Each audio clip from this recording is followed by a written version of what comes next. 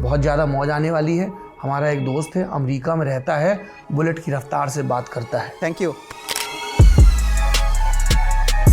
कितने देशों का ठप्पा है तुम्हारे passport? I don't keep account. ये बहुत ही स्वैग वाला स्टेटमेंट है गुरु।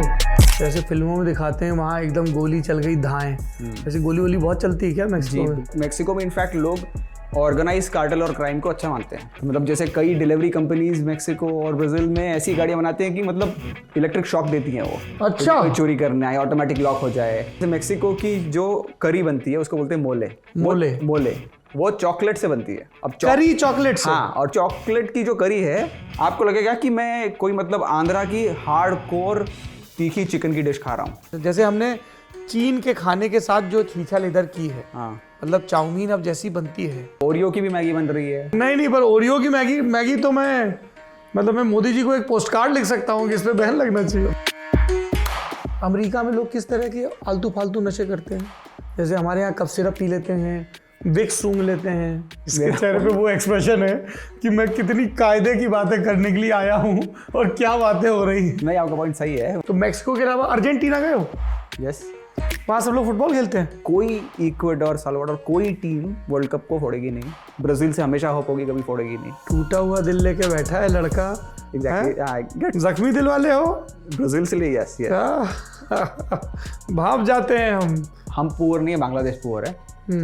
हम कट्टर नहीं है, पाकिस्तान प्रॉब्ली कट्टर होगा। तो वो सिमिलर कहानी है। चीन अभी किस कैटेगरी में? 2016 से चाइना वर्ल्ड की सबसे बड़ी इकोनॉमी, 2016 से अमेरिका के पीछे छोड़ा हुआ है। अमेरिका कैसे महान बना था आर्थिक रूप से? अमेरिका की 20% लेबर फोर्स इमिग्रेंट्स है, पर दोनों नेशन एक दूसरे को ऐसे दो बड़े गोरिल्लाज एक दूसरे को घूर रहे हैं और पता नहीं कब क्या करेंगे। आपने अमेरिका के उदाहरण दिए, चीन के उदाहरण दिए, इंडियन मार्केट कैसा नजर आता है? हम अभी भी वो शाय ब्राइड है, जिसको मतलब हम अभी भी एक वो शर्मीली दुल्हन है जो पक्का डिसाइड नहीं कर रही कि हमको वैसे ही शादी करनी। थोड़े सोशलिस्ट, थोड़े कैपिटलिस्ट। अमेरिका ऑलमोस्ट 4% यदि खर्चा करते हैं अपनी जीडीपी का, जबकि इतनी बड़ी जीडीपी है। हम 0.5% खर्चा करते हैं रिसर्च में। आपके प्यार के क्षेत्र यूपी बिहार, ये इंडिया के गले के अराउंड एक बहुत बड़ी घंटी है जो ऐसे नीचे खींच रही है इंडिया को, क्योंकि फर्टिलिटी रेट बहुत ज़्यादा है। सुन रहे हो? थोड़ा सा बुरा लगे तो कुछ काम कर लो। है कितना सुनना पड़ता है तुम लोगों की वजह से हमको। World wide farming is a scam. There is no country in the world जिसमें फार्मर रिच है। कोई भी कंट्री, अमेरिका में फार्मर कहीं रिच होता ही नहीं। Rich farmer is a myth. हमारे यहाँ इंडिया में यही है, आदमी बैठा रहता है कि ये बोल रहा है, इसको मैं सुनूं ना सुनूं, गुनूं ना गुनूं, पहले इसके ऊपर एक लेबल लगा दूं।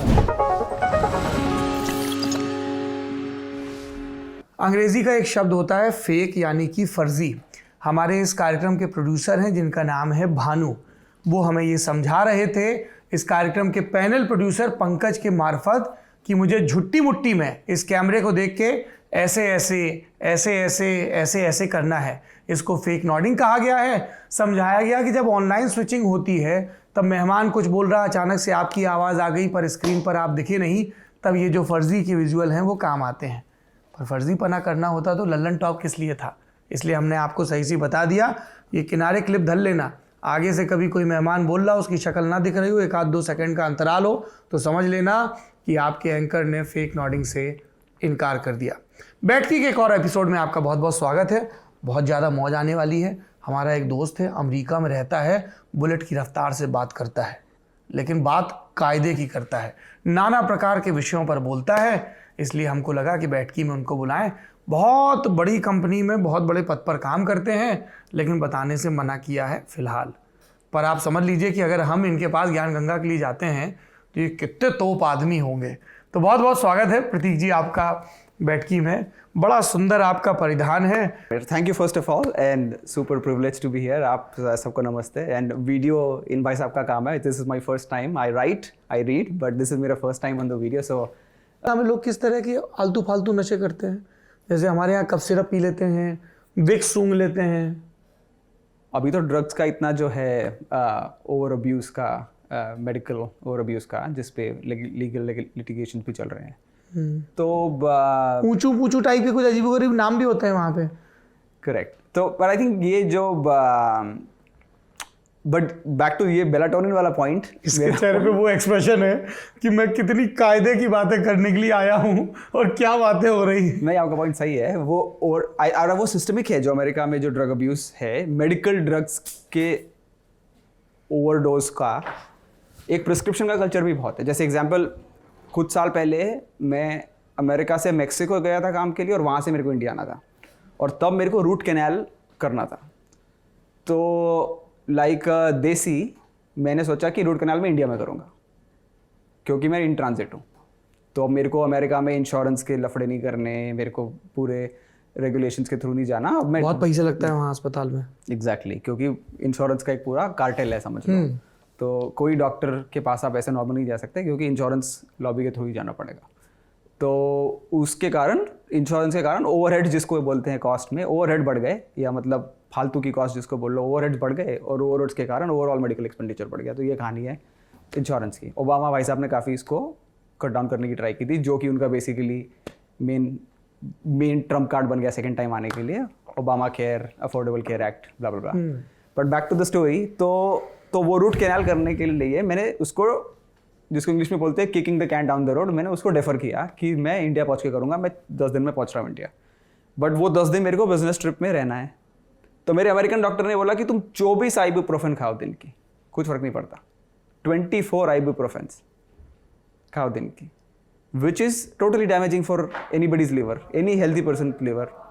But because वो तुमको immediately कुछ नहीं कर देगी अमेरिकन कल्चर में, वो तो एक, जिसको हिंदी में बोलेंगे, डॉक्टर्स का हाथ काफ़ी फ्री हैंड है in terms of prescribing medicines which can then go into a negative condition for many people. अभी आपने बताया कि आप मैक्सिको गए थे। जैसे फिल्मों में दिखाते हैं वहाँ एकदम गोली चल गई, धाएं, वैसे गोली वोली बहुत चलती है क्या मैक्सिको में? बिल्कुल बिल्कुल। एक्चुअली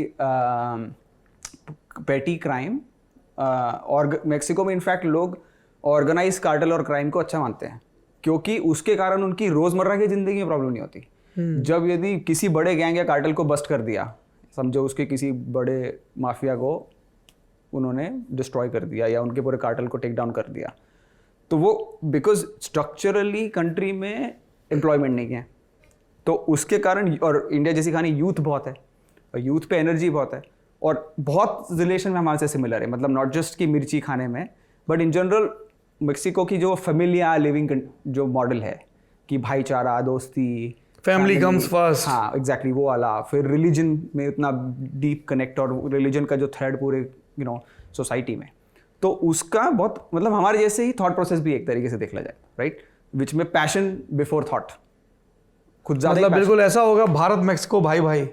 जोश का मतलब ज़्यादा यूज़ होंगे। मतलब यदि आप उनको बोलोगे कि ये करना है, तो वो डबल सोचेंगे नहीं, आपसे कलर के क्वेश्चन नहीं पूछेंगे कि क्यों इंपॉर्टेंट है या कैसे करना है, चलो बिल्कुल करते हैं। तो उस टाइप का पैशन उनमें बहुत ज़्यादा है। तो ये youth, too much youth with too much passion and no way to really get employed और गेट अपस्किल्ड, तो ये कार्टल्स ही उनका मेन एम्प्लॉयमेंट है। और ये कार्टल्स, टू मच यूथ और टू मच वो बोल रहे थे, मुझे लगा कि आप भारत के बारे में भी ये लागू हो सकता है। बहुत सारा युवा है और उसके पास करने को कुछ नहीं है, तो वो फालतू की चीज़ ज़्यादा करता है। तो ये कार्टल्स उनको स्ट्रक्चर्ड पेरोल जैसी जॉब मिल जाती है। तो जब ये कार्टल नहीं है, पर इनके पास स्किल क्या है, इनके पास स्किल तो गुंडागर्दी की है ना, तो इसीलिए ये स्ट्रीट पे गुंडागर्दी बढ़ जाती है इसके कारण। अच्छा ये बताओ, तो ये मतलब सबको, सॉरी, सब मतलब नॉर्मल कम्यूटर, कोई स्विगी जोमेटो जैसे डिलीवरी कर रहा है, राइट, या किसी कंपनी की ब्रांडेड गाड़ी देख ली, राइट, तो वो तो बिल्कुल ही सिटिंग डक है, जिसको बोलेंगे इंग्लिश में, कि बिल्कुल ही बास्केट केस है। कि मतलब ये, तो मतलब जैसे कई डिलीवरी कंपनीज मैक्सिको और ब्राज़ील में ऐसी गाड़ियाँ बनाते हैं कि मतलब इलेक्ट्रिक शॉक देती हैं वो। अच्छा, कोई चोरी करना है, ऑटोमेटिक लॉक हो जाए, ऑटोमेटिक SOS बटन दब जाए, राइट। तो मतलब वहाँ की पूरी डिजाइनिंग जो है, हाँ, वो चोरों को ध्यान में रख के होती है। करेक्ट। जिसको ये बताइए, हमारे इंडिया में हाँ, जो मैक्सिकन फूड के नाम पे टिका दिया जाता है, हाँ, मैक्सिको में वैसे ही खाना मिलता है या कुछ? जैसे हमने चीन के खाने के साथ जो छीछा लेदर की है, हाँ, मतलब चाउमीन अब जैसी बनती है, और इटालियन फूड में जिस तरीके से हम मिर्च और टमाटर डालते हैं बड़े वाले, तो वैसा मैक्सिकन खाने के साथ भी किया है क्या हमने? Yes and no, but actually चीन वाला मैं पहले बोलूँगा, बिकॉज मेरे को उसमें इंटरेस्ट है। हाँ, मैं कुछ दिन पहले वॉशिंगटन DC में था मेरी वाइफ के साथ, और इंडोनेशियन एम्बेसी में हमको एक डिनर का इनवाइट था। वहाँ इंडोनेशियन एम्बेसी में मैंने डिनर में जो परफॉर्मेंस देखा वो था Ramlila, which is the power of, या फिर अब सभी को पता है सिंगापुर एयरपोर्ट पे समुद्र मंथन के सीन्स एक्सेट्रा एक्सेट्रा। तो वो जो हमारा collections of Buddha and our learnings etcetera जो चाइनीज़ उस ज़माने में लेके चले गए, वो जो हमारी परकोलेशन थी सॉफ्ट पावर की, एटलीस्ट हमने कुछ चीज़ इधर तो की है, हमने अपनी स्ट्रीट पे तो लाए उनके फूड को, बट हमारे फूड को या हमारे कल्चर को तो इतना टैबू मान लिया चाइना ने कि हम तो बिल्कुल ही परकोलेट नहीं करते उनके अंदर, या एक बार कोई परकोलेट कर गई, कोई आमिर खान की मूवी तो न्यूज़ बन जाती है। तो हम तो, हमारा परकोलेशन तो बिल्कुल ही नहीं है वहाँ पे। तो आप ये कह रहे हो कि चीन के खाने का भारतीयकरण करके हमने बदला लिया है? नहीं, which is I am saying कि विच इज रिफ्लेक्टिंग कि हम ओपन माइंडेड है, हाँ, हम एक्सेप्टेंस दिखा रही है हमारी वो, और वो तो होगा ही। मतलब ओरियो की भी मैगी बन रही है, राइट? तो आई थिंक फूड में तो कोई एब्सोल्यूट ट्रूथ है ही नहीं, आप डिसएग्री करोगे, बट फूड में कोई एब्सोल्यूट ट्रूथ है ही नहीं। नहीं, पर ओरियो की मैगी तो मैं मोदी जी को एक पोस्ट कार्ड लिख सकता हूँ कि इस पे बैन लगना चाहिए। बट मैगी भी तो वैसी आई थी, ये किसी ने तभी भी सोचा होगा कि मैगी में बैन लगना चाहिए, 2 मिनट का खाना क्या है, हाँ, जब वो आई थी। बट आपके लिए वो गॉस्पेल ट्रूथ हो गई ओरिजिनल की, मैंने तो मैगी ओरिजिनल रूप में देखी, हाँ, तो आपकी ग्रोइंग का वो पार्ट बन गई। बट आपका जो पॉइंट था वो हम मेक्सिको को काफ़ी धन्यवाद देना चाहिए हमें। हमारे यहाँ मिर्ची, पूड़ी, ये सब तो मेक्सिको से आई, लैटिन अमेरिका से आई, राजमा, ये सब नेचुरली हमारा खाना ही नहीं है, तो सब लैटिन अमेरिका का खाना है, ये वहीं से आया हमारे पास। पंजाब के मेरे साथियों ध्यान दो, राजमा मेक्सिको से आया है। ये जो सुबह दोपहर शाम तरुण और सब लोग हैं, आलू नहीं, आलू नहीं, आलू तो पुर्तगाल से आया है। तो आई थिंक हमारा मेक्सिको से डीपर पहले से ही कनेक्शन है फूड में। और ये जो हम फूड खा रहे हैं, इसको एक्चुअली आपको तो पता ही, आप अभी खा के आए होंगे अमेरिका से, टेक्स मैक्स बोलते हैं इसको। यस, तो ये टेक्स मैक्स वर्जन है, क्योंकि इसका मैकडोनल्डिफिकेशन हो चुका है, क्योंकि अब ये जो रेसिपीज है ये स्केलेबल है। और मेक्सिको की जो एक्चुअल, जैसे मेक्सिको की जो करी बनती है उसको बोलते हैं मोले, वो चॉकलेट से बनती है।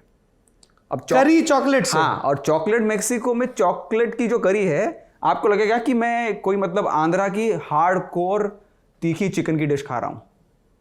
चॉकलेट मेक्सिको का नेटिव, मतलब उनका प्रोडक्ट है एक्चुअली, लैटिन अमेरिका का। हाँ, और इसमें शक्कर डाली फिरंगियों ने और सबको भेज दिया, बेसिकली कॉलोनाइजेशन का प्रोडक्ट है ये। यार वो करी खा के तो झक्का खुल जाता होगा एकदम। 30 घंटे लगते हैं उनको बनाने में, 30 घंटे चॉकलेट की करी बनती है, और हर प्रांत के अलग तरीके के मोले हैं, मोले, और हर रिचुअल पे अलग बनते हैं मोले। इंडिपेंडेंस डे के टाइम कंट्री एक पूरा अलग मोले खाती है, भैया दूज के अलग, धनतेरस के अलग, छोटी दिवाली के अलग, सब तरह के मोले। एग्जैक्टली। तो उनका मोले, तो जो मोले खिला दे वो असली मैक्सिकन रेस्टोरेंट है।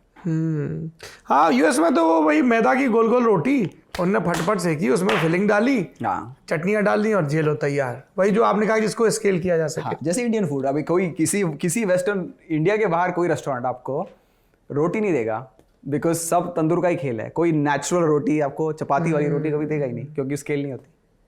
आप चीन भी गए हो? चीन नहीं। ऐसे कोई सैद्धांतिक मतभेद है क्या एकदम सोच के कि चीन नहीं गया? नहीं, I have to recollect, but no. अच्छा, तो मेक्सिको के अलावा अर्जेंटीना गए हो?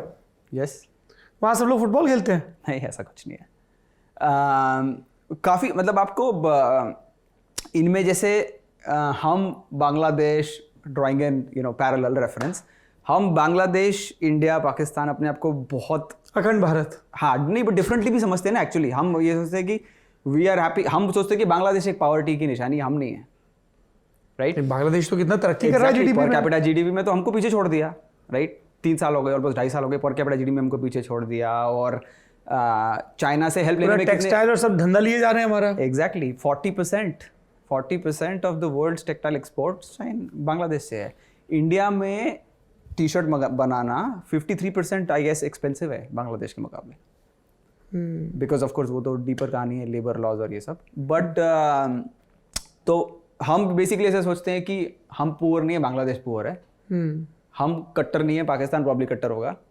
तो वो सिमिलर कहानी है कि मतलब you don't look at me, look at them. I am thankful कि I am not Mexico, I am thankful कि I am better than Brazil. अच्छा, वो आपस में साउथ अमेरिकन कंट्रीज खेलते रहते हैं। हाँ, उनकी वो कहानी है। बट अर्जेंटीना लार्जेस्ट, मतलब पेनिट्रेशन वाइज कैथोलिक, वैसे Brazil size wise largest Catholic country है, बट अर्जेंटीना मतलब intensity wise Catholic intensity cultural wise सबसे हाई है। नहीं तो जैसे अपने यहाँ आप ऐसे निकल जाओ गली मोहल्ले में तो लड़के कोने में कहीं ना कहीं क्रिकेट खेलते दिख जाएंगे। करेक्ट।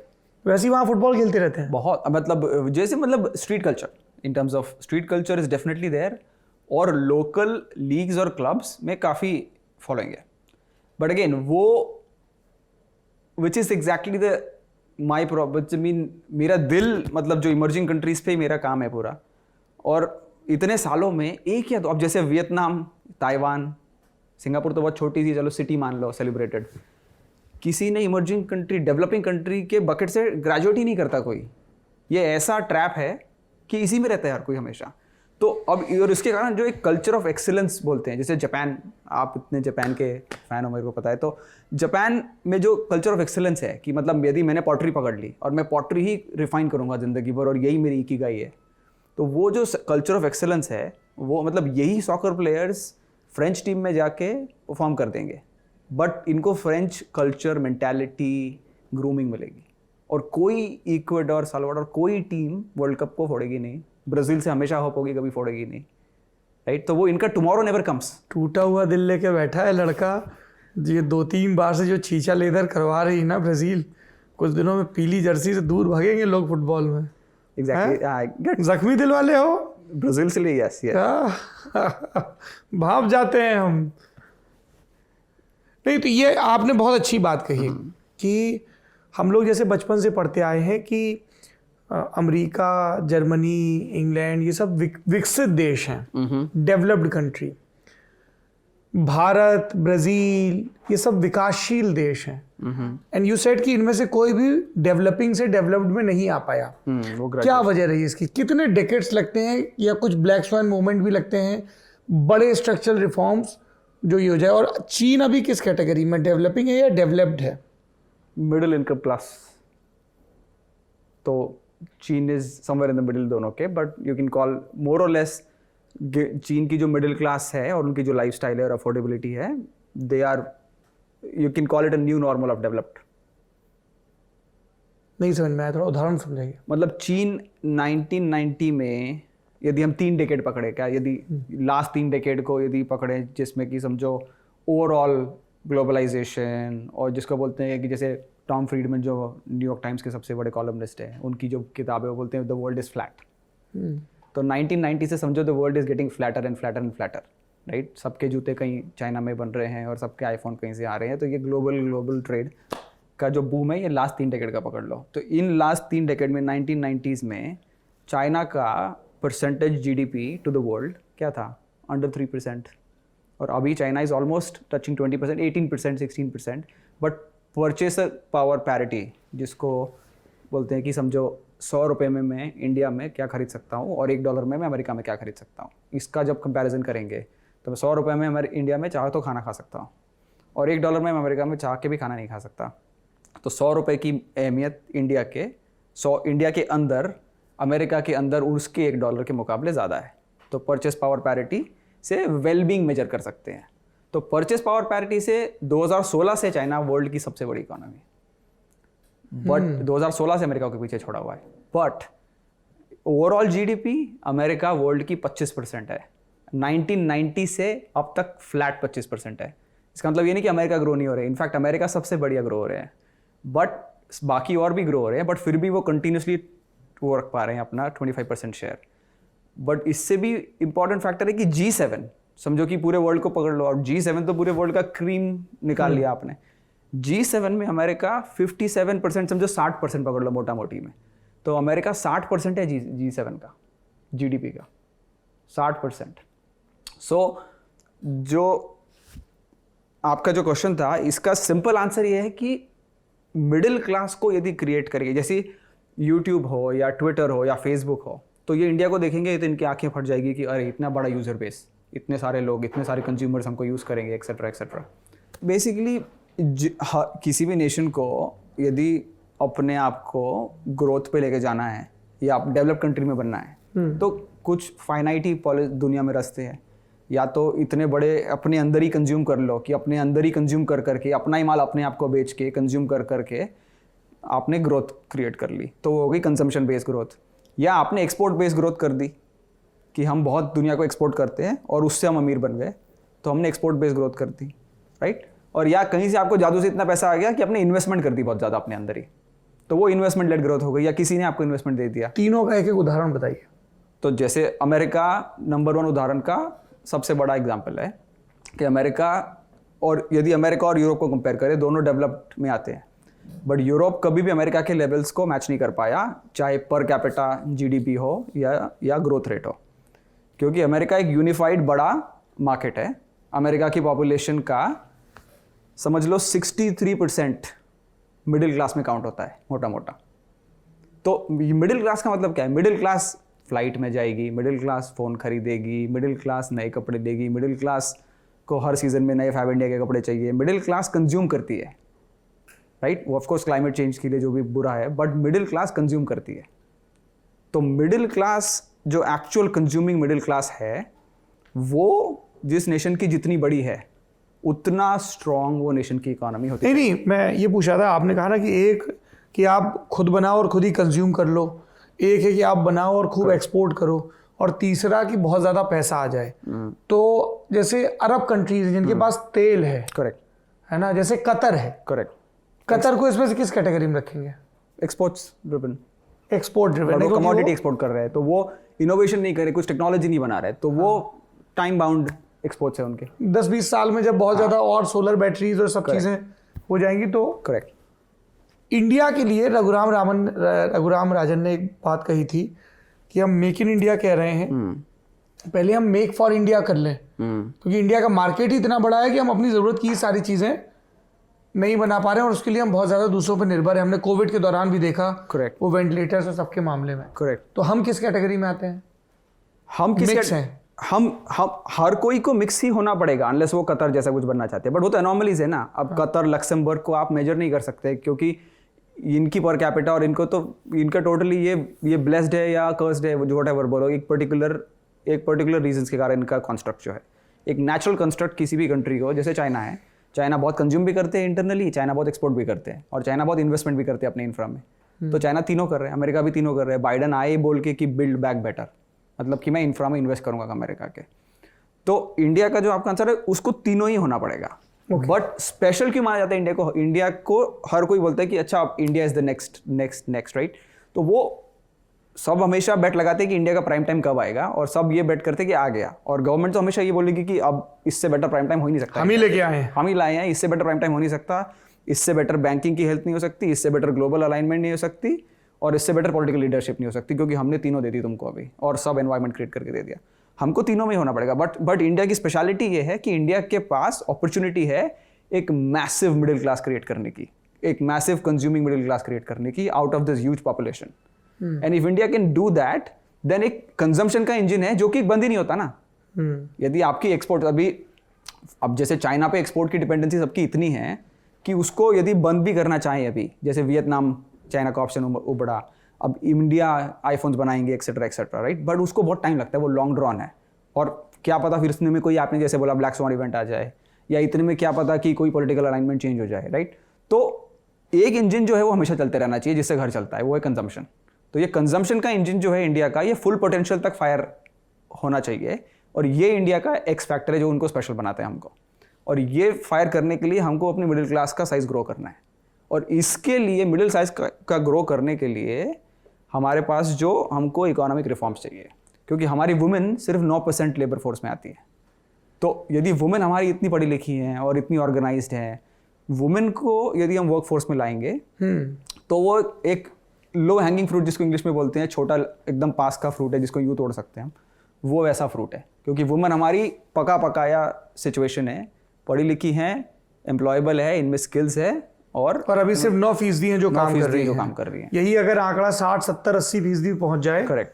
और माइनॉरिटी, क्योंकि हमारी माइनॉरिटी पॉपुलेशन, ऐसे माइनॉरिटी बोलेंगे बट एक्चुअली बहुत बड़ा साइज है पॉपुलेशन का। तो हमारी माइनॉरिटी कॉर्पोरेट इंडिया में सिर्फ 2.5% के अराउंड है।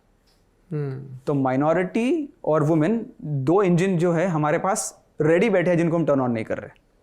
अब इसके बाद हमको एक बड़ा इंजन है जो यूजुअली बोलते हैं इंडिया और भारत का डिफरेंस, राइट? जिनको मैं यूजुअली बोलता हूँ जो अपने अग्निवीर आंदोलन कर रहे थे। तो अब ये इनके पास सेलफोन्स है, इनके पास डेटा है, सब कुछ है आज की डेट में, बट इनकी स्किल सेट नहीं है इंडिया में एम्प्लॉय होने की, गुड़गांव, बेंगलोर, हैदराबाद की जॉब्स लेने की इनकी स्किल सेट नहीं है। तो ये इंडिया और भारत में एक बहुत बड़ी मिसिंग प्लम्बिंग है, और ये पाइपलाइन, ये प्लम्बिंग को जो बनाना है, ये बनाने के सिवा कभी भी ये मिडिल क्लास में कभी घुस नहीं पाएंगे। तो इसलिए वही क्या करना चाहिए? Skill development.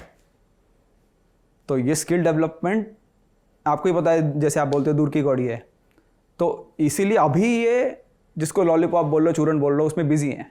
चाहे पोलराइजेशन का दे दो, चाहे डेटा का दे दो, राइट, चाहे किसी भी पर्टिकुलर इनिशिएटिव से स्पोर्ट्स का दे दो, किसी भी तरीके से अभी ये लॉलीपॉप्स में बिजी हैं।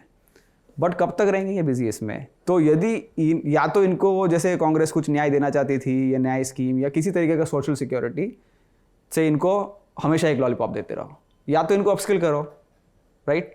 तो ये जिस दिन ये समझ गए कि तुमने हमको लॉलीपॉप दिया है, तो अब ये सिविल रिवॉर्ड भी कर देंगे, क्योंकि इनका साइज बहुत बड़ा है।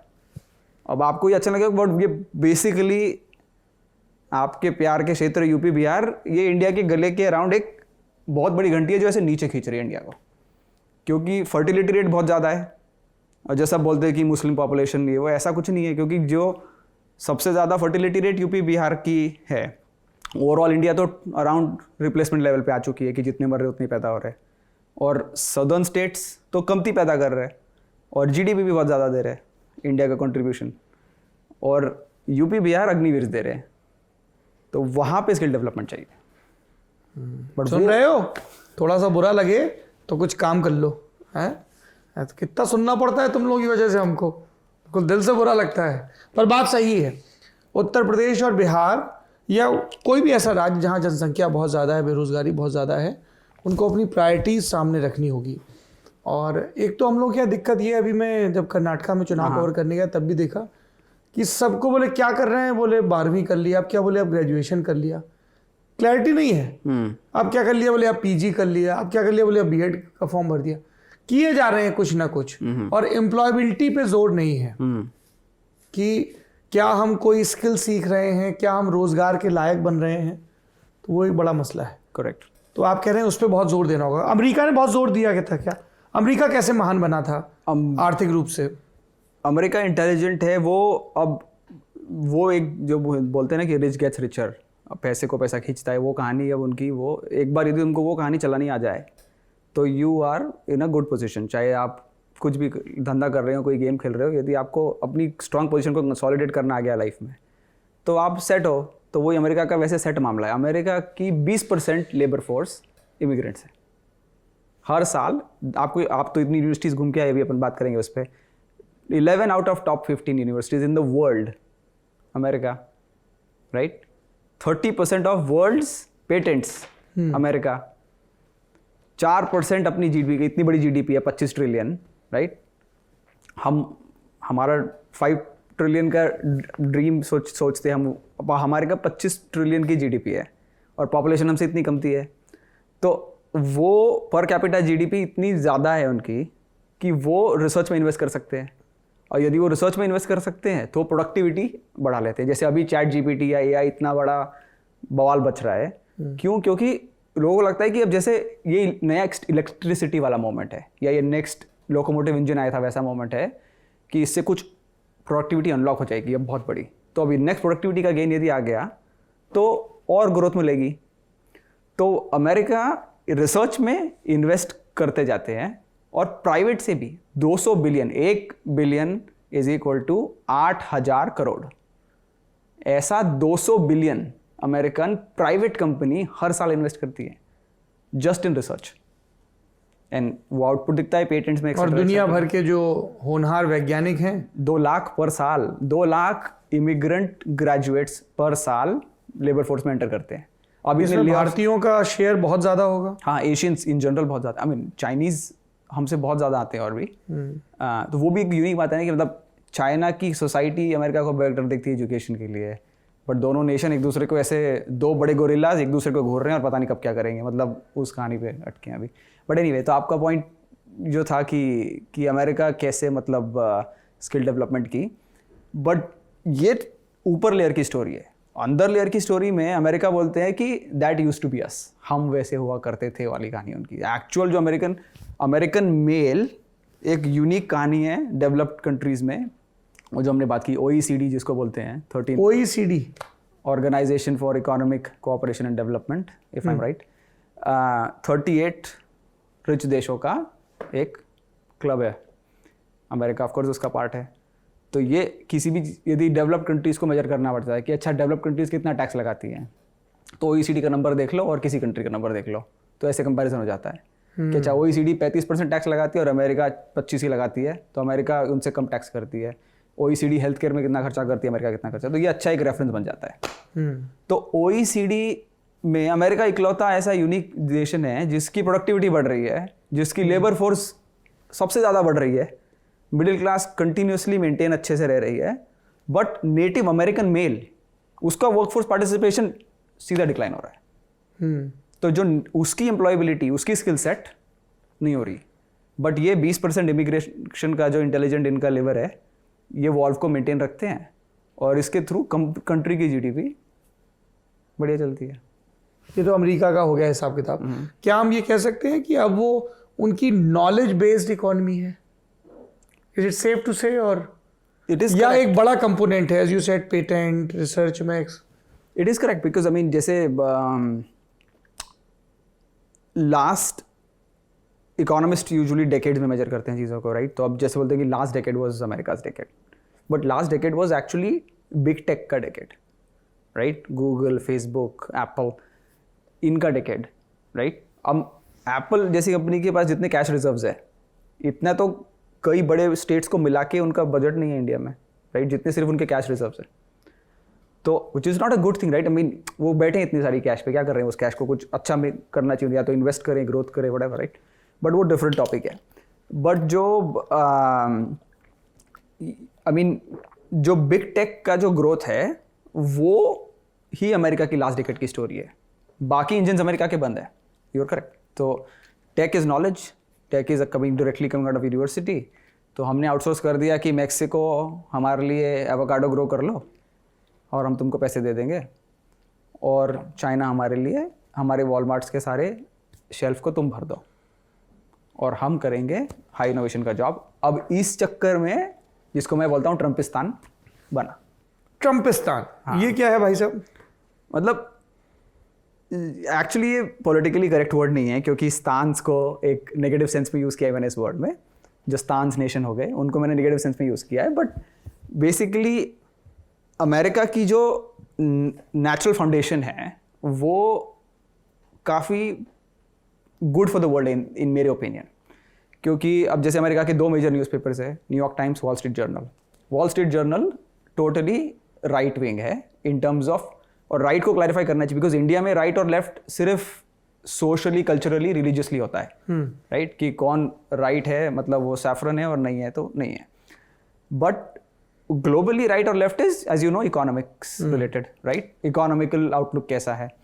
तो democratic party for basic, like Democratic Party is pro labor, right? And the Republican Party is pro business. तो बट मोटा मोटी फिर भी ये दोनों अमेरिका के डिविजन्स हो गए, बट मोटा मोटी सभी अमेरिका में कैपिटलिस्ट पूंजीवादी है, एंटरप्रेन्योरियल जिसको बोलते हैं, फायर इन द बेली, बहुत कुछ करने की तमन्ना है, राइट? 2021 में भी मैं बता रहा था, अभी 2021 में अमेरिका में after Covid 54 lakh new businesses खुले।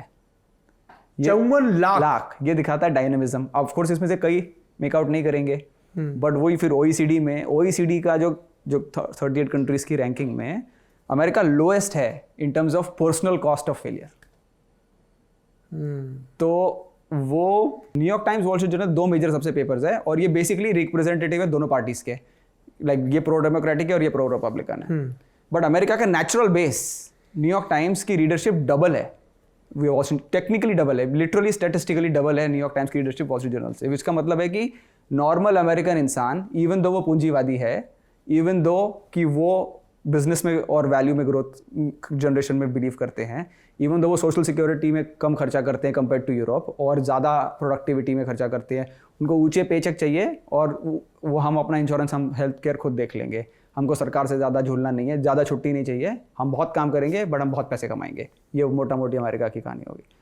तो न्यूयॉर्क टाइम्स का बेस बहुत बड़ा है पढ़ने वालों का कंपेयर टू, विच शोज कि अमेरिका की डिस्पाइट बीइंग पूंजीवादी, उनका heart is in the right place. अब 8 साल डेमोक्रेट पार्टी का रूल हो गया स्ट्रेट ओबामा के अंडर, उसमें उन्होंने काफ़ी कुछ अच्छा किया गरीबों के लिए भी, राइट? अब अमेरिका के गरीब का जो नंबर है, जो सबसे गरीब का नंबर है, जो अमेरिका के टर्म्स में $6,000 सालाना से कमती कमाते हैं, तो ये नंबर 50 साल से फ्लैट है, तो ये तो इनको बेसिकली सब भूल गए, इनके लिए कोई कुछ नहीं करता। खेल मिडिल क्लास का है अमेरिका में, तो क्योंकि मिडिल क्लास इतनी बड़ी है, वही सब कुछ डिसाइड करती है। तो अब ये जो टेक, उसी अब ओबामा ने 2008 में वो जो रिसेशन के बाद में उसको ठीक करने के लिए, जैसे अभी किया कोविड में, खूब पैसा फेंका मार्केट में, जिसको अमेरिका बोलते हैं क्वांटिटेटिव ईजिंग, मतलब कि क्रेडिट एकदम कमती पे दे दो। तो उसके कारण बहुत पैसा आ गया मार्केट में। तो जब भी वही ज़्यादा पैसा आता है मार्केट में, जैसे अभी कोविड में हुआ, तो जो rich gets richer, right. Covid unique time था ग्लोबली, जब जो वर्ल्ड के टॉप 1% है उनकी वेल्थ कंटिन्यूसली नीचे आ रही थी, एंड कोविड के बाद वापस ऊपर जाना चालू हो गई। जब भी मार्केट में फ्लड हो गई पैसे, तो वो they have the best capacity to absorb it. ट्रम्पिस्तान में तो हाँ, क्या ये हो रहा था कि जैसे बिग टेक कंपनियां हैं तो पैसा तो बहुत आ रहा है इकोनॉमी में, लेकिन वो ऊपर की लेयर में ज़्यादा है, तो ओवरऑल आपका इंडेक्स मेंटेन हो रहा है, लेकिन एक बड़े पैमाने पे आपका लोअर मिडिल क्लास तैयार हो रहा है जो असंतोष से भरा हुआ है कि यार आपको सबको प्रॉस्पेरिटी दिख रही पर हमारी तो ऐसी हो रखी है। एग्जैक्टली। और पॉलिटिशियंस ऐसे हैं जो कि न्यूयॉर्क टाइम्स लेवल के हैं, जो कि जिसको बांग्ला में बोलेंगे भालो भालो जिंदगी की बात करते हैं, ग्लोबल ट्रेड की बात करते हैं, डेमोक्रेसी की बात करते हैं, उनको अफगानिस्तान में डेमोक्रेसी इंस्टॉल करनी, ये सब बात करते हैं। तो उनको और जलन मचती है, तड़प मचती है कि हमारा क्या, हमारा तो कोई रिप्रेजेंटेशन ही नहीं है, हमारा तो कोई सुनता ही नहीं है। और इकोनॉमिक्स में जैसे फंडामेंटली बोलते हैं ना कि रिसोर्सेज आर बहुत स्टिकी। अब वही हम बात कर रहे थे कि सबको पता है कि बॉम्बे में जॉब मिलेगी, सब बिहारियों को पता है कि बॉम्बे में जॉब मिलेगी, बट थोड़ी ना हर बिहारी बॉम्बे में आ गया जॉब लेने के लिए। सिर्फ वही आएगा या तो जो बहुत आपदा में है या जो बहुत एस्पिरेशनल है, वही आएगा, राइट। तो ह्यूमन रिसोर्सेज घर दो ही लोग छोड़ते हैं, हाँ, या तो बहुत जरूरत हो या बहुत तमन्ना हो आगे बढ़ने की। करेक्ट। तो बिल्कुल यूपी बिहार सब पे ये लागू होता है। Exactly, correct. तो ये जिनकी मैन्युफैक्चरिंग रिलेटेड जॉब्स थी जो चाइना चली गई, ग्लोबल ट्रेड के कारण और कंट्रीज में जॉब चली गई, राइट। एग्रीकल्चर और लैटिन अमेरिका में डिवर्सिफाई हो गया। तो ये सारी चीज़ों का भी इन पे इम्पैक्ट है। और ये सारी चीज़ें की रिपब्लिकन्स ने। मिट रोमनी जो ओबामा के खिलाफ चुनाव लड़े थे, उन्होंने अमेरिका को सिखाया कि चाइना को मैन्युफैक्चरिंग कैसे देनी चाहिए, जो ओबामा के खिलाफ चुनाव लड़े थे। और मिट रोमनी रिपब्लिकन्स के हैं। वहाँ किसी नेता ने ये नहीं कहा कि नहीं साहब सबका हम कानून बनाएंगे कि सब कंपनियां कम से कम 50% सामान अपना यहीं बनाएं। इस सब चक्कर में तो वो नहीं पड़े ना स्ट्रैप में। अब पड़ रहे ना, वही तो प्रॉब्लम एग्जैक्टली। तो अब बाइडन $2 ट्रिलियन खर्चा कर रहे हैं इकोनॉमी में, जैसे हम खर्चा करें वैसे कि अब रोड्स नए, ब्रिजेस नए, एयरपोर्ट्स नए, एक्सेट्रा एक्सेट्रा। तो आप अभी देखिए अमेरिका का इंफ्रास्ट्रक्चर अमेजिंग है बट एजिंग है। यस। तो मैनहट्टन की जो ट्रेन है, मेट्रो है, उससे लेके हाँ, सब जगह वो समझ में आता है। बट सब रिलायबल है, कंसिस्टेंट है, बट एजिंग है। तो उसको बेसिकली मतलब लगता नहीं है कि वर्ल्ड के मोस्ट पावरफुल नेशन में है उसको देख के, क्योंकि वो स्वैंकी नहीं लगता, अंडरवेलमिंग है कई जगह। हाँ, तो वो उस पर वो इन्वेस्ट कर रहे हैं अब। बट इसका मेजर चंक वो इन्वेस्ट कर रहे हैं सेमीकंडक्टर मैन्युफैक्चरिंग पे, जो हमारे फोन्स में, लैपटॉप्स में सेमीकंडक्टर चिप्स पे मैन्युफैक्चरिंग में इन्वेस्ट कर रहे हैं। अब ये क्यों कर रहे हैं? ये तो अमेरिकन कल्चर का पार्ट नहीं है ना। अब अमेरिकन कंपनीज हमेशा कंपेटिटिवनेस पे जाती है, उसके कारण उनकी जो एनिमल स्पिरिट इकोनॉमिकली जो बोलते हैं वो बाहर रहती है। अब ये प्रोटेक्शनिज्म हो गया, राइट। प्रोटेक्शनिज्म से क्या बनता है? एम्बेसडर कार बनती है, जो किसी के काम की नहीं होती, ना एवरेज देती है, बस आप भलाई उसमें नेशनल प्राइड ले लो, ना वो कंज्यूमर के फायदे की है ना वो बिजनेस के फायदे की है। तो अमेरिका की सबसे, पूरे वर्ल्ड की सबसे ज़्यादा सेमीकंडक्टर ताइवान से आती है, और अमेरिका इसलिए ताइवान को इतना प्रोटेक्ट करने की ट्राई करते हैं। अब सेमीकंडक्टर चिप है भी तो कमाल की चीज़ ना, मतलब हेयर से 90,000 टाइम्स थिन, एक सिंगल हेयर से। तो इसके लिए तो वर्ल्ड का best of the best talent चाहिए इसको बनाने के लिए, और ट्रस्ट चाहिए। तो ताइवान की जो कंपनी जो बनाती है, TSMC बोलते हैं, तो वो ताइवान सेमीकंडक्टर मैन्युफैक्चरिंग कंपनी, वो अब उसको पूरा वर्ल्ड ट्रस्ट करता है। क्वालकॉम, सैमसंग, एप्पल, सारे अपना काम उसको देते हैं। कैसे हुआ ये, जरा ये बताओ, आपने जरूर पढ़ा होगा। वो किसी को देती नहीं ना वो। नहीं, पर वहाँ ये बिल्ड कैसे हुई ये चीज? मतलब ये तो हम देखिए, जैसे अमेरिका में बात कर रहे थे, बिग टेक है ना, गूगल, ये सब, उसकी वजह से उनकी इकोनॉमी कितनी। ताइवान ने एक चीज पे फोकस किया, बिल्कुल जापानीज मॉडल की तरह। उन्होंने अपना इकिगाई धर के पूरे देश ने पकड़ लिया, करेक्ट है, और सबको ये कि सब सेमीकंडक्टर ताइवान, चिप ताइवान। तो हुआ कैसे ये कमाल? I think I can't claim कि मेरे को इसका जेनेसिस पता है, बट इसका सस्टेनेंस का मॉडल पता है। इसका सस्टेनेंस का मॉडल है ट्रस्ट, क्योंकि TSMC का, ताइवान का, कल्चरली आज तक इतने 30 सालों से एक भी इंसिडेंट नहीं है कि उन्होंने किसी का फार्मूला किसी को लीक किया और किसी के बेस्टेस्ट प्रोडक्ट को यूज़ करके, और कई प्रोडक्ट इसमें से डिसरप्टिव, जैसे आप ब्लैक स्वान बोलते हैं, वैसे प्रोडक्ट आए जो कि जनरेशनल चेंजेस आए, जैसे ब्लैकबेरीज चले गए और आए। उन्होंने कभी भी किसी प्रोडक्ट का स्पिन ऑफ नहीं बनाया कि हम इसका लेके अपना कॉपी भी बना देते हैं साइड में। तो उन्होंने कभी भी किसी भी कस्टमर का ट्रस्ट ब्रेक नहीं किया, और कितनी भी कॉम्प्लेक्सिटी कस्टमर ने दी डिज़ाइन में या कल्चरली बिजनेस मैन्युफैक्चरिंग प्रोसेसेस में। जैसे अब यदि अमेरिका बोल रहा है कि यहाँ सेमीकंडक्टर बनाओ, तो अमेरिकन कंपनी नहीं लगा रही है फैक्ट्री, अभी भी TSMC लगा रही है फैक्ट्री, और TSMC दबा के गवर्नमेंट से रिबेट्स मांग रही है उसके लिए। तो TSMC का जो डीप ट्रस्ट है, यही जो अपन बात कर, क्योंकि चाइना अमेरिका को आज तक बेचता गया जूते, चप्पल, वॉलमार्ट की प्लास्टिक की चीज़ें। तो अमेरिका ने बोला कोई प्रॉब्लम नहीं है, तुम डेमोक्रेसी नहीं हो, हमको पता है कि तुम फिर भी थोड़े वेल बिहेव्ड होते जा रहे हो डेन शॉपिंग के बाद से, तुम देते जाओ हमको माल सस्ते में और चलने दो अपना काम। 2022 में अमेरिका और चाइना के statistically highest ever, like almost $700 billion का आंकड़ा आपस में ट्रेड हुआ। हाँ, करेक्ट। तो एक दिन चाइना आ गए डोर पे, बोले कि मैं हूँ वावे कंपनी से, मैं लाया हूँ दुनिया का बेस्ट 5G। तो अमेरिकन घबरा गए, तुरंत उसके मुंह पे डोर बंद कर दिया और गए अपने दोस्तों के पास, एरिक्सन और स्वीडन के पास, कि ये तो दुनिया का बेस्ट 5G ले आए और ये तो डीप प्रोडक्ट है, शैलो प्रोडक्ट नहीं है। जैसे कि शैलो प्रोडक्ट बोल लो कि जूते चप्पल, ये तो डीप प्रोडक्ट है, ये तो हमारी सिस्टम्स में घुस जाएगा और इसका ड्यूअल यूज़ कर देंगे, और ये तो डेमोक्रेसी भी नहीं है, हम तो ट्रस्ट भी नहीं करते इनको। और अब तो ये जब से शी जिनपिंग आए तो WTO जो वर्ल्ड ट्रेड ऑर्गेनाइजेशन है उसके रूल्स भी ढंग से नहीं मानते, अपने खुद के इंटरप्रिटेशन करते हैं, कोविड पे क्लीन नहीं आ रहे, बता नहीं रहे क्या चल रहा है, राइट। तो अब हम इनको कैसे ट्रस्ट करें? तो जब चाइना और चाइना सोचते हैं कि अच्छा बेटा अब हम स्मार्ट बन रहे हैं, तो अब तुमको चाहिए कि हम हमेशा जूते चप्पल ही बेचें। तो which is where Taiwan has never paid this game. Taiwan has always maintained the trust. तो आई थिंक ये ट्रस्ट का सिनेरियो इनके बीच में। इंटरेस्टिंग। सो आपने अमेरिका के उदाहरण दिए, चीन के उदाहरण दिए, इंडियन मार्केट कैसा नज़र आता है? आई थिंक ये एक हमारा पड़ोसी है, हाँ। एक आजकल हमारा दोस्त बन गया है, पिछले मतलब 1-1.5-2 डेकेड से, ठीक कहें तो। America you mean? हाँ, मतलब उसमें तो लेके अब कोई किसी भी किस्म के हम गुट निरपेक्ष नॉन अलाइनमेंट वाले अब जार्गन में बचे नहीं है ना। तो ऐसा हम सोचते हैं, ऐसा जो इंडियन की तरक्की चाहते हैं वो ऐसा सोचते हैं। ये एक्चुअली थोड़ी विश इसमें बेक्ड इन है जो आपने बोला, आपकी विश इसमें बेक्ड इन है जो आपने बोला। क्योंकि आप जो बोल रहे हैं करेक्ट है। मैं तो फर्म बिलीवर हूँ कि देखो, पहली बात कि किसी रघुराम राजन, अभिजीत बनर्जी, किसी को भी हम पढ़ लें डीप में, सब खुला क्लेम करते हैं कि 2 फंडामेंटल्स पक्के हैं कि ऐसी कोई पॉलिसी नहीं बनती जिसमें कोई लूजर ना बने, सब विनर बने। ऐसी कोई पॉलिसी बन ही नहीं सकती, कोई ना कोई तो क्रश होगा किसी ना किसी पॉलिसी में, राइट। फ्लाईओवर बनेगा, किसी का तो घर जाएगा ही जाएगा। अब और ऐसा कभी किसी को एग्जैक्टली नहीं पता कि क्या करने से ग्रोथ आती है। ये कोई प्रिसाइजली नहीं बोल सकता कि यही करो एग्जैक्टली तो ग्रोथ आती ही आती है, राइट। अब जैसे गवर्नमेंट टैक्स कम करते जा रही है निर्मला जी, बट इन्वेस्टमेंट बोलते हैं हो ही नहीं रहा, राइट। तो एग्जैक्टली कोई पिन पॉइंट नहीं कर सकता कि ग्रोथ एग्जैक्टली कैसे होती है, राइट। तो फिक्स फॉर्मूला। हाँ, तो मेन फोकस होना चाहिए कि लाइफस्टाइल इंप्रूव कैसे करते जाए, और इसके लिए वेस्ट को पाइपलाइन प्लम्बिंग किए सिवा इंडिया की जो एफ्लुएंस है वो इंडिया की सिलिकॉन वैली, बैंगलोर से, गुड़गांव से, साइबर हब से ओरिजिनेट होती है। ये क्यों है? इनकी प्लम्बिंग किससे है? TCS की प्लम्बिंग किससे है? इनकी प्लम्बिंग वेस्ट से है।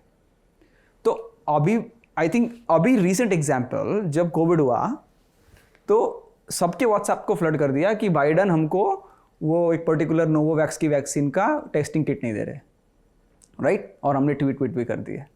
वो वैक्सीन अब तक कभी लॉन्च भी नहीं हुई कभी कहीं पे, राइट। वो वैक्सीन का टेस्टिंग का बात चल रही थी तब, बट हम हाइड कर रहे हैं कि हम अपनी वैक्सीन का सप्लाई चेन इनफ हमने प्लान नहीं किया। हमने सोचा कि अपने पास तो सीरम इंस्टीट्यूट है, मुर्गी अपना ही अंडा देने वाली है, तो बस इसका ताला लगा दो ताकि सारे अंडे अपने। तो हमने उसको हाइड करने के लिए तुरंत, तो I think anti Americanism, India Pakistan जैसी कंट्रीज में anti Americanism is a punching bag जिसको कभी भी यूज किया जा सकता है। तो कभी और पहले किया भी जाता रहा है। हाँ, तो बंद नहीं करते इसको कभी, अभी भी कोई ऐसा नहीं कि पत्रकार को 60s-70s में डिस्कार्ड करना होता था, उसको ये फेवरेट गाली होती थी पॉलिटिकल सिस्टम में, अमरीकी एजेंट। करेक्ट। ये पत्रकार अमरीकी एजेंट है, ये नेता अमरीकी एजेंट है। ये 50, 60, 70s में, हाँ इंदिरा गांधी गवर्नमेंट गिरानी है, वेस्टर्न हैंड है। बहुत पॉपुलर गाली थी वो। और आई थिंक हम लूजर्स गेम भी खेलते हैं कभी कभी। मेरे को लगता है कि अब जैसे हम ऑयल खरीद के खुश है, रशिया से थोड़ा सा ऑयल मिल रहा है, सस्ते में मिल रहा है, हम खुश है खरीद के, good decision, no problem. But you could also parallelly से टू द वेस्ट कि भैया हम क्वाड के पार्ट है तुम्हारे साथ, Quad Japan, Australia, India, US. तुमको प्रॉब्लम है, हम कोयला बहुत यूज़ करते हैं, क्लाइमेट चेंज के गोल मीट नहीं होते। भलाई इंडिया सबसे ज़्यादा इलेक्ट्रिक व्हीकल चला दे, बट इलेक्ट्रिसिटी कोयला से बन रही है 70%, तो बेसिकली और नुकसान है जितनी हम ईवीज लेंगे उससे। तो हम बेसिकली सिटीज़ को कम कमीना बना रहे हैं और कहीं और पे पोल्यूशन बढ़ा रहे हैं उसके कारण। बट हम विनर्स गेम नहीं खेलेंगे। हम वो नहीं बोलेंगे जिनीवा कन्वेंशन में जाके या पेरिस क्लाइमेट अकॉर्ड में जाके कि हमको $20 बिलियन दे दो और हम हटाते हैं कोयला। हम विनर्स गेम नहीं खेलेंगे, हम प्रोटेक्शनिज्म गेम खेलेंगे। तो वो एक माइंडसेट की प्रॉब्लम है। जो आप बोल रहे हो ना कि हम अभी भी, मैं इसको बोलता हूँ कि हम अभी भी वो शाय ब्राइड है, जिसका मतलब हम अभी भी एक वो शर्मीली दुल्हन है जो पक्का डिसाइड नहीं कर रही कि हमको वेस्ट से ही शादी करनी है। थोड़े सोशलिस्ट, थोड़े कैपिटलिस्ट, तो उस तरीके का एग्जैक्टली। तो मेरे व्यू में हमने वेस्ट की प्लम्बिंग के सिवा हम प्रॉस्पेरिटी नहीं ला सकते। अपने आप को ऑफकोर्स ठीक करना है रिफॉर्म्स करके। देख रहे हो, रात दिन पश्चिमी सभ्यता के प्रभाव की बात करते हो, वहीं से तरक्की आनी है? आप तो घूम के आए अभी यूनिवर्सिटी, आप बताइए। मुझे तो बहुत आनंद आया प्रतीक बाबू। वहाँ के यूनिवर्सिटीज़ में नॉलेज पे, एक्सपेरिमेंट पे जो जोर है और जिस तरीके की मिक्सिंग है, मतलब मैंने एक लड़की से बात की जो मेडिकल साइंस के साथ म्यूज़िक की पढ़ाई कर रही, एक से बात की जो फिजिक्स पढ़ रहा है और फिलॉसफी पढ़ रहा है ना। हमारे यहाँ बहुत सेग्रीगेशन पे जोर होता है, art side, science side, commerce side, इस तरीके की चीज़ें होती हैं। और वहाँ हर कोई यूनिवर्सिटी ना अफोर्ड कर सकता है और ना भागता है ना। तो वहाँ वो नहीं, अच्छा कुछ नहीं है तो ये कर लें, वो वैसा नहीं है। पर जो पढ़ने आते हैं, खासतौर पे जिनमें प्रतिष्ठित यूनिवर्सिटीज़ में गया, यूनिवर्सिटी ऑफ मिशिगन में गया, कोलंबिया गया, येल गया, they are top notch universities. बहुत कमाल का काम हो रहा है। और अच्छा और बुरा लगा, अच्छा ये कि बहुत सारे वहाँ इंडियंस थे। बुरा ये लगा कि वो सब साइंस में कमाल का काम कर रहे हैं, पर वो अमेरिका में कर रहे हैं, अमेरिकी लैब के लिए कर रहे हैं, अमेरिकी यूनिवर्सिटीज़ के लिए कर रहे हैं। सो आई इंक्वायर्ड विद देम। बुरा क्यों है? World is flat. नहीं, वर्ल्ड इज फ्लैट में बुरा इसलिए है कि वो वहाँ काम कर रहे हैं, वहाँ की कंपनियों के लिए, लैब के लिए काम कर रहे हैं, पर ओनरशिप, पेटेंट, आप नौकर हो या आप मालिक हो, आप हिस्सेदार हो या आप सर्व कर रहे हो। मतलब आप बीपीओ पे खुश हो सकते हो एक पॉइंट तक कि आपको यहां से यहां तक आना था, तो बीपीओ इंडस्ट्री आ गई। पर एक पॉइंट के बाद तो आप उस लेवल पे जाना चाहते हो ना जहां पे आप दूसरे देशों को अपने बीपीओ आउटसोर्स करो। करेक्ट। आपका एस्पिरेशन तो वही होना चाहिए ना जी। इसलिए बुरा है, क्योंकि जब मैंने उन लड़कियों से बात की, दे ऑल सेड कि हम तो, कोई उसमें इंडिया से ग्रेड करके गया, कोई पीजी करके गया, कोई पीएचडी करके गया, पोस्ट डॉक्टोरल बहुत जाते हैं साइंस के। बोले हमारे यहाँ लैब नहीं है, लैब है तो फंडिंग नहीं है, फंडिंग है तो रेड टेपिज्म बहुत है, लिबर्टी नहीं है। तो एक देश के तौर पे जैसे हमने एक टाइम पे सोचा कि हमारे स्पेशल इकोनॉमिक जोन हो, क्या हमने SIZ बनाने का सोचा, स्पेशल इनोवेशन जोन हो, जिसमें हम दुनिया भर के लैब्स को बोलें कि ये हमारा बेस्ट वेदर है, बेस्ट फैसिलिटीज, आप यहाँ आइए, एस्टैब्लिश करिए। हमने अपनी यूनिवर्सिटीज में वो एक्सीलेंस बनाया? बिल्कुल नहीं बनाया। तो हमारा तो इन्वेस्टमेंट ही नहीं नॉलेज। करेक्ट। और वहाँ सिर्फ सरकार भरोसे नहीं है, वहाँ पे कभी किसी ज़माने में हम लोगों के यहाँ भी होता था कि पुरानी धर्मार्थ संस्थाएं, जाति संस्थाएं भी फॉर दैट मैटर, और कारोबारी, तो वो मंदिर या दूसरे धार्मिक स्थल, धर्मशाला और स्कूल बनवाते थे। तो आपको आज भी बहुत सारे मिल जाएंगे। करेक्ट। आज की तारीख में आप देखिए, अगर पूछा जाए कि जो इनके पास बड़ी प्राइवेट कैपिटल है, उन्होंने ऐसी कितनी यूनिवर्सिटीज़ या मेडिकल रिसर्च सेंटर खड़े कर दिए देश में जिनका दुनिया में लोहा हो, नहीं है। और जब हम येल का और इन सब का पैटर्न देखते हैं तो हमें इसका उलट दिखता है कि वो बड़े बड़े लोग साथ आए एंड दे इंश्योर्ड कि इससे जो पैसा कमा रहे हैं वो उसको उसी में लगाते जाएं, और एक हद तक निष्ठुर भी रहे। मुझे कोलंबिया में एक प्रोफेसर ने बताया कि आपने नोबेल जीता हो, कुछ भी ठीक है, पर अभी आप लैब में जो प्रोजेक्ट चला रहे हो, अगर उसकी फंडिंग आपको नहीं मिल रही है तो आप अनंत काल तक सिर्फ प्रतिष्ठा के दम पे नहीं चलाते रहोगे। नहीं साहब, ये तो एक ज़माने में बहुत प्रतिष्ठा, बोले आपको काम लाना पड़ेगा, तभी आप बाकी साइंटिस्ट को दे पाओगे और तभी आगे बढ़ेगा, वरना आपकी लैब हट जाएगी, आपको प्रोफेसर पाना पड़ेगा और वो भी क्रमशः कम होता जाएगा। ये पूंजीवाद है, ये हाँ। एग्जैक्टली पूंजीवाद है। टू क्रिएट दैट सिस्टम जहाँ पे यू हैव लोग टू एक्सेल एंड लोग लिमिटेड रिसोर्सेस के लिए स्ट्राइव कर रहे हैं कि मेरा आइडिया चल जाए या मेरे को वो फंडिंग मिल जाए, but in a innovative sense, in an intellectual sense. वो झपट्टा नहीं मार रहे कि हर ट्रैफिक स्पॉट और हर लड़की या हर जॉब पे झपट्टा मार रहे हैं, जैसे सप्लाई क्रंच के झपट्टा नहीं मार रहे वो प्रोग्रेस वाला स्केल अप हाई। तो ये चीज़ मुझे बहुत अद्भुत लगी वहाँ पे। अमेजिंग ऑब्जर्वेशन आपकी। और हम जो मैंने बोला, हम सिर्फ अमेरिका ऑलमोस्ट 4% यदि खर्चा करते हैं अपनी जीडीपी का, जबकि इतनी बड़ी जीडीपी है, हम 0.5% खर्चा करते हैं रिसर्च में। और अमेरिकन स्टूडेंट्स, मतलब हम even in my days of studying, the way an IIT Madras का professor on YouTube would explain from a curriculum perspective was much easy to digest. But research wise, their body of research, you would be impressed कि ये इतना अच्छा professor है, इतना अच्छा पढ़ा रहे हैं, but then you go to look at their body of research would be very small, very little, tiny, right? And आपने जो ऑब्जर्वेशन बोला कि ये जो ये जो पहले धर्मार्थ हो रहा था और ये सब क्या बोल रहे हैं, ये एक कॉम्प्लेक्स कोएलिशन लगता है किसी भी सोसाइटी को थ्राइव करने के लिए, जिसमें local activism, people, journalism, society, policy, सबको एक कॉन्फ्लुएंस में मिक्स होके आना पड़ता है, राइट? तब जाके अभी इस आपकी ये फिल्म सिटी स्ट्रीट पे इतने सारे ऑफिसेज हैं and nobody seems to be allowing their people to park inside, everybody parks on the street, right? And the whole, जब बिल्डिंगें बनाई तो कैलकुलेशन ही ऐसी थी, the whole ecosystem has to be fine with it, right? So that will suffer, so ecosystem has to, वो एक complex, तो वो जो इसीलिए जो प्रोग्राम डोनेट करना एक थिंग है और प्रोग्राम्स को एक्चुअली एग्जीक्यूट करना सिस्टमिकली दूसरा पता नहीं, मतलब उसमें वो चूंकि कॉलोनी रहे इतने वक्त तक, वो रहा हो या पॉलिटिकल सिस्टम ऐसा रहा जो एक साथ कई चीज़ों से डील कर रहा था, तो उन्होंने इन्वेस्ट नहीं किया आज़ादी से लेके अब तक।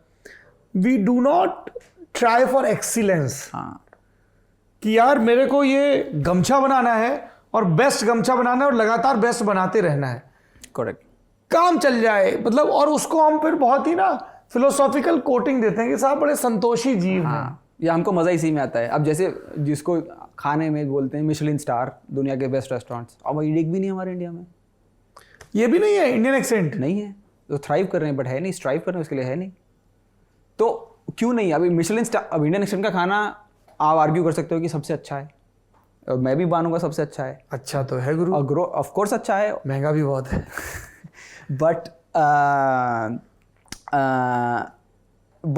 कंसिस्टेंसी का जो गेम है, वो एक्सेलेंस का जो गेम है, राइट? अभी एक्चुअली वॉशिंगटन DC में उदयपुर की अनमोल पेंटिंग्स का एक एग्जीबिशन लगा है, अमेजिंग एग्जीबिशन। एक पेंटिंग इस साइज की होगी, एक पेंटिंग होगी मतलब 5 feet by 5 feet की समझो, and all the paintings would be multi-million dollars every single piece, commissioned by Royal Workshops, जो कि कई साल बनी उस जमाने में। नेचुरल पिगमेंटेशन कलर की, गाय को हल्दी खिला के येलो कलर निकालना उसकी यूरिन से एक्सेट्रा, उस टेक्निक से बनी हुई, राइट? अरे बाप रे। बट ये सारी इंडियन पेंटिंग्स में कोई, यदि फॉरेन ऑडियंस को देखो इन पेंटिंग्स के अराउंड, वो बोलेंगे अच्छा इसका सीक्वेंस बताओ, किस सीक्वेंस में पढ़ना है। हमारी पूरा ऑर्गेनिक है, सिमिलरली हमारे खाने का ऑर्गेनिक है, मतलब कोई रेसिपी बुक को कोई फॉलो, मतलब सब अपने मर्जी से मिर्ची डालनी, मिर्ची से हल्दी डालनी, वो इंस्टिंक्टिव है हम बहुत। तो वो फ्लो, जोन ऑफ फ्लो में हम बहुत है, और वो zone of flow totally opposite है ना एक्सेलेंस का। और जापान ने एक्चुअली फ्लो और एक्सेलेंस को भी मैरी कर दिया, राइट? वो आर्ट में भी एक्सेलेंस लेके जाते हैं, प्रिसीजन लेके जाते हैं, SOPs बना के, but which is not exactly right, because यदि SOPs sounds it more robotic, mechanical, but Japan ने उसको फ्लो के साथ एक्सेलेंस में लेके गए, विच इज वेरी हार्ड। तो क्या करें? इतना देश घूम लियो, कितने देश घूम लियो तुम? कितने देशों का ठप्पा है तुम्हारे passport? I don't know, I don't keep account, but ये बहुत ही स्वैग वाला स्टेटमेंट है गुरु। 50-60 तो हो गए होंगे। No, not that much. Maybe under 20. Because I work on emerging markets. That's it. So कौन कौन से देशों में आप लगातार जाते हैं? जैसे Mexico, Latin America. I'll just take the regions. Latin America, Middle East, बहुत frequently. मिडिल ईस्ट खूब जाते हो? हाँ, मतलब उस तरीके से नहीं कि मैं मतलब तहरीर स्क्वायर और जेरूसलम जा रहा हूँ, जिस तरीके से आपके चेहरे पे स्माइल आ रही है, बट मैं उसी पे आने वाला था। हाँ, बट इजिप्ट जाते हैं आपको? हाँ, कैसा है? सिमिलर सिनेरियो है हमारे जैसा इन terms of young demography, unemployed youth, very small middle class. अब ये डेंजरस स्टेटमेंट, रिलीजन का तड़का बहुत हैवी है। डेंजरस क्या है? तो सच है ना, मतलब हमारे देश में भी लोग धर्म के नाम पे लड़ते रहते हैं, वहाँ भी लड़ते होंगे। हाँ, बट आई होप कि हम वहाँ ना पहुँचे, जैसे उतने हाइपर चार्ज्ड सोसाइटी ना बन जाए, राइट? हम के क्योंकि ऐसे हो जाते हैं, आई मीन जैसे चाइना है, अब they don't care, normal people seems to be don't care कि डेमोक्रेसी आए ना आए, बिकॉज हमारी लाइफ अच्छी है। लाइक शंघाई में 1100 पार्क्स है, पोल्यूशन प्रेटी मच नहीं है, राइट? तो वो यदि मेरे को उसकी आदत पड़ जाए कि मेरी लाइफस्टाइल ठीक है और मेरे को फर्क नहीं पड़ता सिस्टम से, तो then it's actually sad for the society, right? Because if again America China do not come together, हम क्लाइमेट चेंज कभी सॉल्व नहीं कर पाएंगे, राइट? तो बट उसके लिए Americans wanting to solve climate change and Chinese not caring about solving climate change will never work. They will have to come together. So Egypt का, to your question, Egypt is I think बहुत India जैसे, I mean ये बहुत anti climatic होगा। आपको लगेगा कि आपको पिरामिड्स की एक्सोटिक फोटो देखने चले जाएंगे, और आप जब पिरामिड्स पे जा रहे होंगे तो आपको उसके सिक्योरिटी गार्ड्स आपको ऑफर कर रहे होंगे कि मुझे एक्स्ट्रा टिप दे दो और मैं तुमको प्रोटेक्टेड पिरामिड पे चढ़ा के फोटो खिंचा दूंगा, राइट?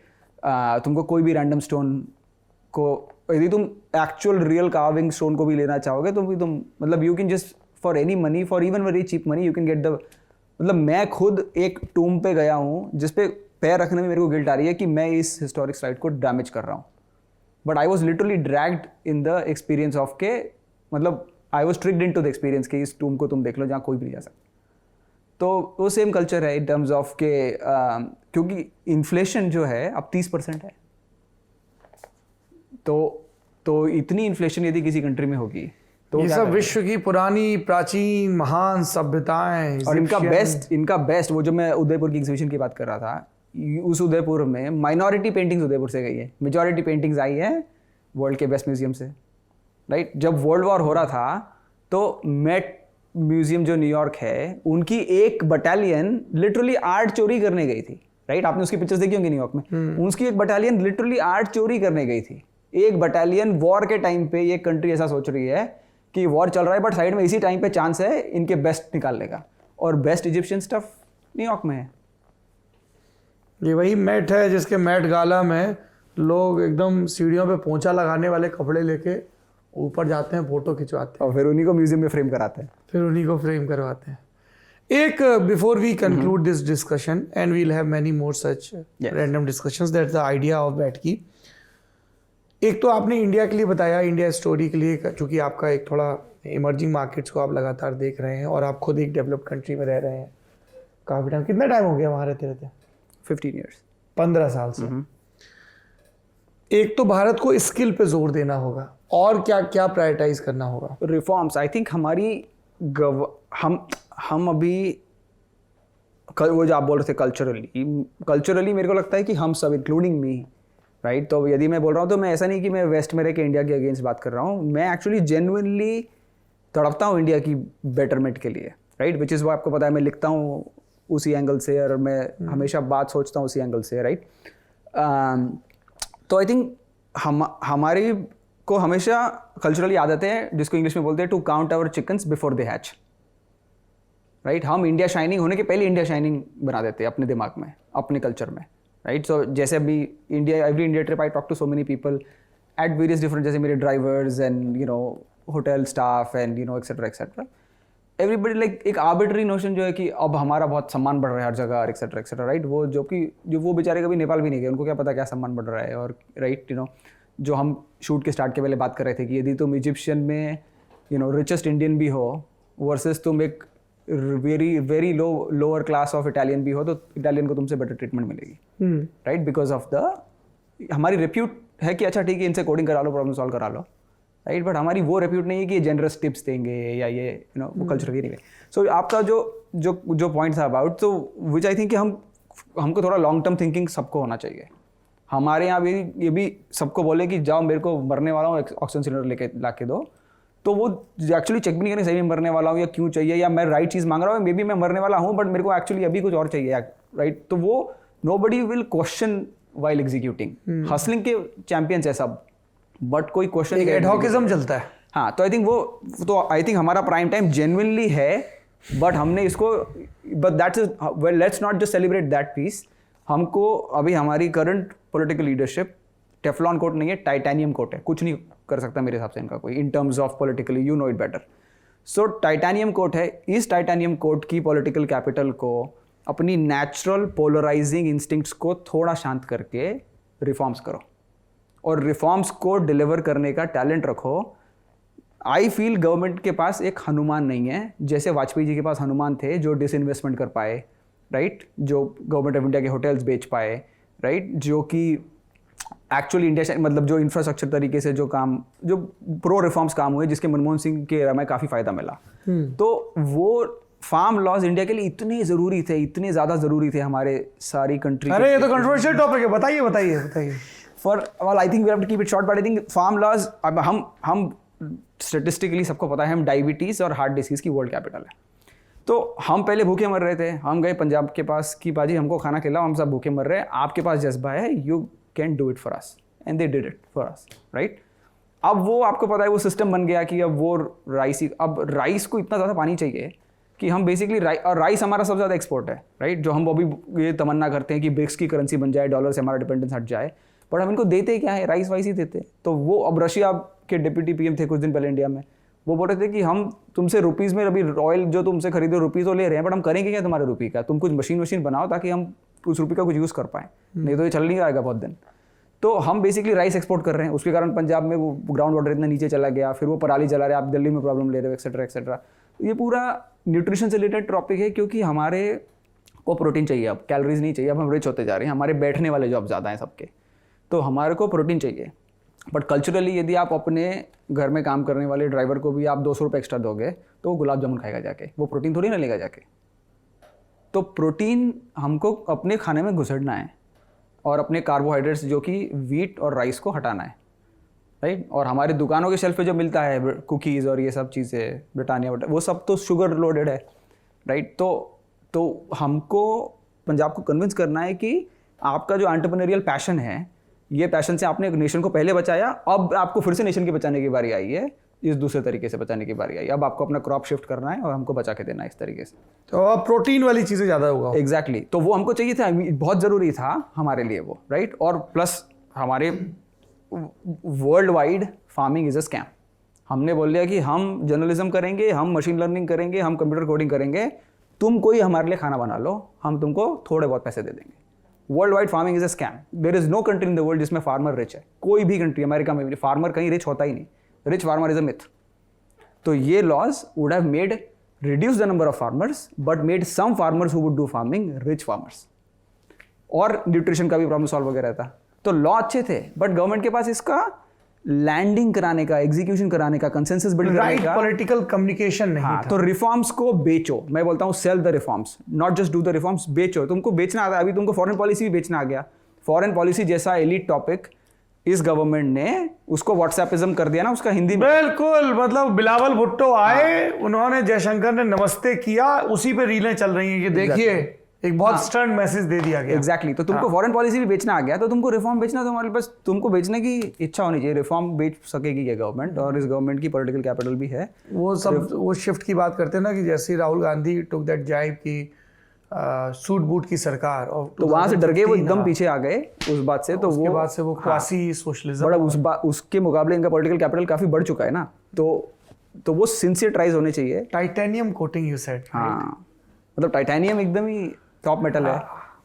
चलिए ऑन दैट नोट ये बैठ के खत्म करते हैं। और अगर आप में से कुछ लोगों को अचरज हो रहा हो कि ये क्या था, यही इस कार्यक्रम का मकसद था। दो लोग बैठें, दुनिया जहाँ की बातें करें और उसको रिकॉर्ड करें, ताकि हम सब लोगों के बहुत सारे थॉट पॉइंट्स ट्रिगर हों, और हम अपने अपने तई इकोनॉमी को, कल्चर को, इन सबको क्रिटिकली इवेलुएट करना शुरू करें, so that we can reach towards the excellence path, कि हम श्रेष्ठ बने। श्रेष्ठ बनने की आकांक्षा बुरी नहीं है, लेकिन सिर्फ आकांक्षा पालने से या कल्पना पालने भर से काम नहीं चलेगा, उसमें कुछ उद्यम भी जोड़ना पड़ेगा। प्रतीक जी, आपने इतना समय दिया, बहुत बहुत धन्यवाद। मैं उम्मीद करता हूं कि आपके ये जो लगभग क्रांतिकारी विचार हैं, फार्मिंग इज अ स्कैम, है ना, इनको आप थोड़ा किताब की शक्ल में भी लाएं ताकि इन पर और बहस और बात हो सके। Thank you so much. इंशाल्लाह वेरी सून। Thank you. अब आपने इंशाल्लाह बोल दिया, लोग इसी पे आपको जज कर लेंगे। हमारे यहाँ इंडिया में यही है, आदमी बैठा रहता है कि ये बोल रहा है, इसको मैं सुनूं ना सुनूं, गुनूं ना गुनूं, पहले इसके ऊपर एक लेबल लगा दूं, है। कभी ये रिलीजन पे कुछ बोल रहा है, कभी कुछ बोल रहा है, तो इसी छटपटाहट और भड़बड़ाहट से हमें बचना है। But I think Lalan top काफ़ी लोगों को वो सिखा रहा है कि ऐसा नहीं करना चाहिए, और काफ़ी ब्रॉडर पर्सपेक्टिव्स लोगों के in a very educational way, in a very entertaining way, engaging way, Lalan top सबको। I'll take it as a compliment. Thank you so much. Thank you. Thank you.